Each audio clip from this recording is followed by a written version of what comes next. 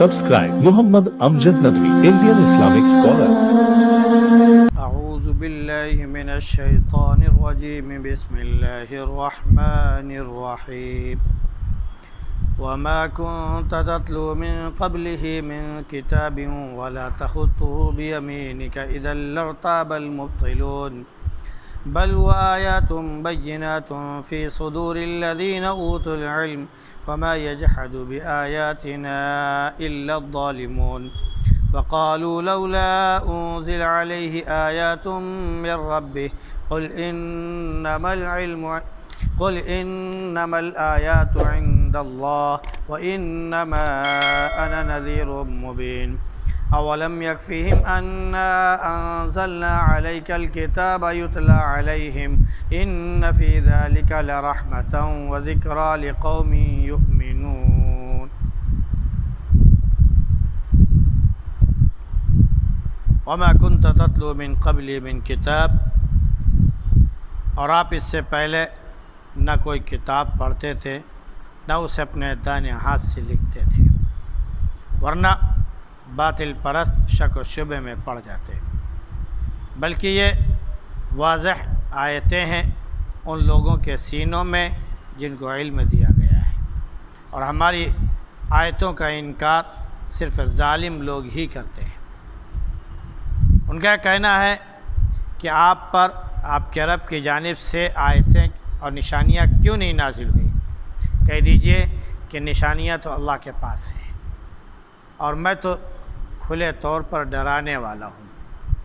کیا ان کے لیے کافی نہیں ہے کہ ہم نے آپ پر کتاب نازل کی جو ان کے سامنے پڑھی جاتی ہے؟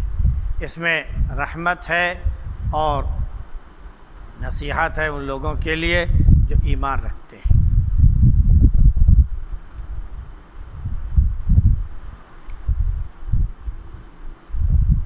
گزشتہ آیات میں کتاب کی تلاوت اور نماز قائم کرنے کا حکم تھا، پھر اس قرآن کی نماز کی فضیلت بھی بیان ہوئی کہ کیسے وہ بے حیائی اور برے کاموں سے روکتی ہے۔ پھر اللہ کا ذکر ہی سب سے بڑی چیز ہے، اس کا بھی ذکر آیا۔ اب اہل کتاب سے کیسے بحث کی جائے، کیسے ان سے گفتگو کی جائے، ان سے کیسے ٹھوس دلائل کے ساتھ مدلل انداز میں بات کی جائے، اس کا قرآن نے ذکر کیا کہ جہاں تک اہل کتاب کا تعلق ہے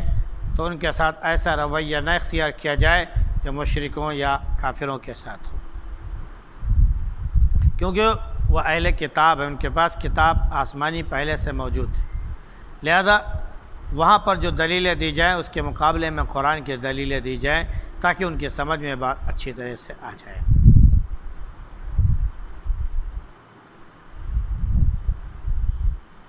قرآن کریم کے بارے میں جو حکم ہوا کہ اللہ نے نازل کیا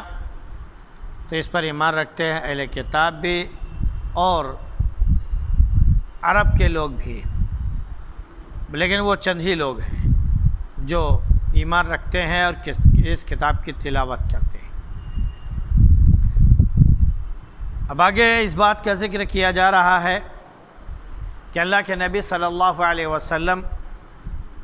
جب مبعوث ہوئے اور آپ کو نبی بنایا گیا، آپ 40 سال تک ان کے درمیان رہے،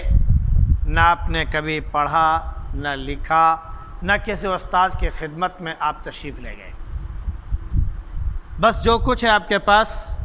وہ اللہ کی طرف سے صرف ایک وحی ہے، اور وحی کو آپ نے اپنے الفاظ میں، جس کو ہم حدیث کہتے ہیں، آپ نے اس کی تشریح کی، اور اس کے بعد یہ دونوں چیزیں اللہ تعالیٰ نے ہمیشہ کے لیے محفوظ فرما دیں کہ اب اس میں کوئی کمی بیشی نہیں ہو سکتی۔ عرب چونکہ اللہ کے نبی صلی اللہ علیہ وسلم پر ایک الزام لگاتے تھے کہ آپ جو ہے فلاں شخص سے جا کر سیکھتے ہیں، پھر آ کر ہم لوگوں کو بتاتے ہیں کہ اللہ کی طرف سے وحی آئی ہے، تو اللہ رب العزت نے اسی کا جواب دیا ہے کہ ہمارے حبیب صلی اللہ علیہ وسلم نہ کبھی کسی کے پاس سیکھنے گئے اور نہ کسی سے کوئی تعلیم حاصل کی، نہ اس سے پڑھا اور نہ اس سے سیکھا۔ بس جو کچھ بھی آپ نے سیکھا اللہ کے، جو کچھ بھی آپ نے سیکھا جو اللہ نے وحی نازل فرمائی تھی، بس اسی کے ذریعے، اسی کی طرف یہ اشارہ کیا گیا کہ آپ اس سے پہلے نہ تو کوئی کتاب پڑھ سکتے تھے اور نہ ہی آپ اپنے ہاتھ سے کوئی کتاب لکھتے تھے۔ یہ اللہ رب العزت نے اپنے نبی کو امی بنایا، یعنی آپ لکھ پڑھ نہیں سکتے تھے۔ یہ یہودیوں کے لیے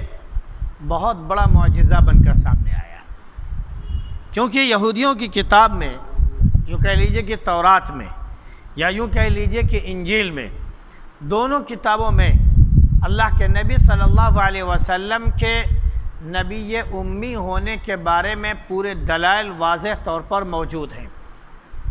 اللہ کے نبی صلی اللہ علیہ وسلم کو جب امی نبی بنا کر بھیجا گیا تو ان لوگوں کی کتابوں میں پہلے سے یہ چیز موجود تھی کہ جو آخری نبی آئے گا وہ امی ہوگا، وہ لکھ پڑھ نہیں سکے گا، بس ہاں اللہ کا جو حکم اس کے اوپر نازل ہوگا اس کے مطابق وہ اپنی تمام باتیں لوگوں کے سامنے پھیلائے گا۔ چنانچہ اللہ کے نبی صلی اللہ علیہ وسلم نے وحی کے مطابق اللہ کا پیغام لوگوں تک پہنچایا، لیکن آپ نے نہ کبھی خود پڑھا، نہ لکھا، اور نہ اس طرح کی کوئی اور نوبت آئی، کیونکہ اگر ایسی نوبت آتی کہ آپ خود سے لکھتے یا پڑھتے تو فوراً جو ہے یہ باطل پرست، یہ شک میں مبتلا ہونے والے فوراً شک کرتے کہ یہ کتاب جو ہے فلاں کی لکھائی ہوئی ہے جسے لکھ کر لایا گیا اور ہمیں بتایا جا رہا ہے کہ یہ وحی ہے۔ تو اللہ نے فرمایا کہ یہ کتاب خود کھلی ہوئی نشانی ہے ان لوگوں کے سینوں میں جن کو علم دیا گیا، جو اہل علم ہے، کیونکہ وہ اللہ کے نبی صلی اللہ علیہ وسلم کے بارے میں ایسے جانتے تھے جیسے وہ اپنی آل اولاد کو جانتے ہیں۔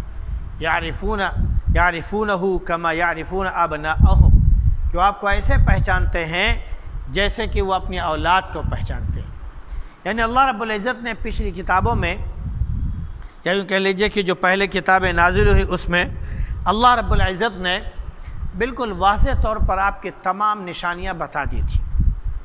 کہ وہ نبی کیسا ہوگا، اس کا حلیہ کیسا ہوگا، کہاں پر وہ نبی مبعوث ہوگا اور کون کون لوگ اس کے ماننے والے ہوں گے۔ پوری چیزیں اللہ کے نبی صلی اللہ علیہ وسلم کے بارے میں تورات میں اور انجیل میں موجود تھی۔ لہذا جب اللہ کے نبی صلی اللہ علیہ وسلم نے نبوت کا اعلان کیا تو انہوں نے فوراً آپ کو پہچان لیا، لیکن وہ آپ کے دشمن ہو گئے اور آپ کی بات نہیں مانی۔ تو اللہ نے فرمایا کہ یہ تو کھلی نشانی ہے اہل علم کے سینوں میں، لیکن ہماری آیتوں کا انکار حقیقت میں ظالم لوگ ہی کرتے ہیں۔ ان کافروں کا ایک اور اعلان ہے، ایک الزام اور ہے کہ اللہ کے نبی صلی اللہ علیہ وسلم پر آیتیں اور نشانیاں ایسے کیوں نہیں نازل ہوئیں جیسے حضرت موسیٰ علیہ السلام پر نازل ہوئی، جیسے نشانی حضرت صالح علیہ السلام پر نازل ہوئی، جیسے نشانی حضرت عیسیٰ علیہ السلام پر نازل ہوئی، وغیرہ وغیرہ۔ جیسے سب کو معجزے ملے اور نشانیاں ملی، ایسے اس نبی کو کیوں نہیں ملی؟ تو اللہ نے فرمایا کہ اس نبی کو سب سے بڑی نشانی جو ملے وہ خود کتاب ہے، جس میں کوئی تحریف نہیں کر سکتا، جو آپ نے خود سے لکھا نہیں، نہ آپ نے اس کے بارے میں خود سے پڑھا، بس اللہ کا وحی، اللہ کا پیغام اور اس کی وحی آتی رہی اور آپ اسے لوگوں تک عام کرتے رہے۔ پھر یہ بتایا گیا کہ نشانیاں بھیجنا، معجزہ، یہ سب اللہ کے ہاتھ میں ہے، وہ جب چاہے، جیسے چاہے اور جس چیز کے بارے میں چاہے وہ اختیار کر سکتا ہے، اسی کو حقیقت میں اختیار کل حاصل ہے۔ اب جہاں تک نبی کا معاملہ ہے تو صرف کھلے طور پر ڈراتے ہیں۔ اللہ نے کافروں کو مزید ڈرایا، کیا ان کے لیے کافی نہیں کہ ہم نے جو کتاب نبی کریم صلی اللہ علیہ وسلم پر نازل فرمائی وہ کتاب اور خود یہودیوں کے سامنے پڑھی جاتی ہے، اس میں رحمت کی بات ہے، اس میں نصیحت کی بات ہے، اور یہ ان لوگوں کے لیے ہے جو حقیقت میں ایمان لانے والے ہیں، ایمان رکھتے ہیں، ورنہ اگر ایمان نہ لانا چاہے کوئی تو نہ چاہے تو بہانے ہزار ہیں، تو ہزاروں بہانے ہو سکتے ہیں اور وہ اسے تسلیم نہیں کر سکتا ہے۔ بس اللہ رب العزت اپنے حبیب صلی اللہ علیہ وسلم پر جو کتاب نازل فرمائی اس کتاب پر عمل کی توفیق نصیب فرمائے۔ سبحان اللہ بحمدہ، سبحانک اللہم وبحمدک، ونشہد ان لا الہ الا انت نستغفرک۔